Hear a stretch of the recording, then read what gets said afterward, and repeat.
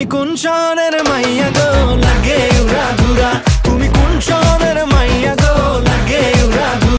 আমি অস্থির গান, দারুণ গান, ব্লকবাস্টার গান। আমার জন্য পাগল জুয়ান থেকে বুড়া। তো আজকের এই ভিডিওতে আমি কথা বলতে চলেছি লাগে উড়াধুরা এই গানটিকে নিয়ে।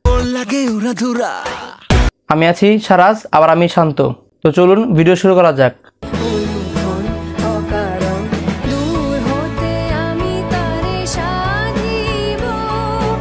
প্রথমে প্রশংসা করব রায়হান রাফির, কারণ তিনি এত সুন্দরভাবে সবকিছু হ্যান্ডেল করছে যা এর আগে বাংলার কোনো ডিরেক্টর পারে নাই।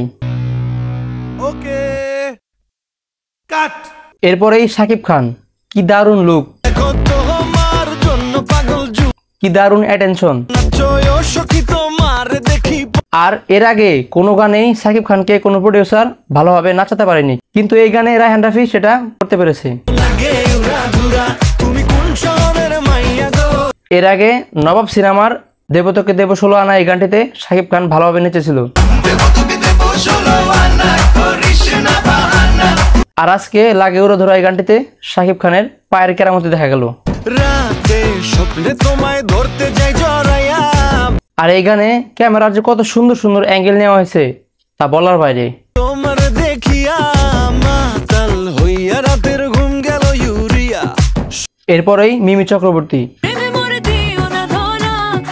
মিমি চক্রবর্তী সবসময় ভালো করে, এবারও ভালো করছে।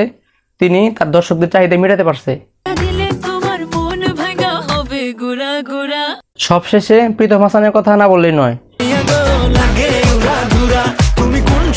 এই গানটি এত ভালো হওয়ার পিছনে সবচেয়ে বড় অবদান তারই। গানটা একটু 19-20 হলেই কিন্তু শাকিব খানকে নিয়ে আবার সমালোচনা শুরু হইতো।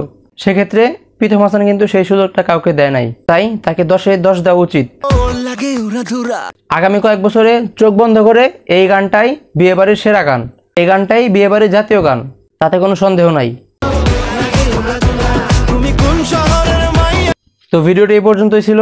যারা তারা এখন আমার চ্যানেলটিকে সাবস্ক্রাইব করেনি অবশ্যই সাবস্ক্রাইব করবেন, আর ভিডিও ভালো লাগলে লাইক এবং শেয়ার করবেন। কমেন্টে আপনার মতামত জানাতে ভুলবেন না। ধন্যবাদ।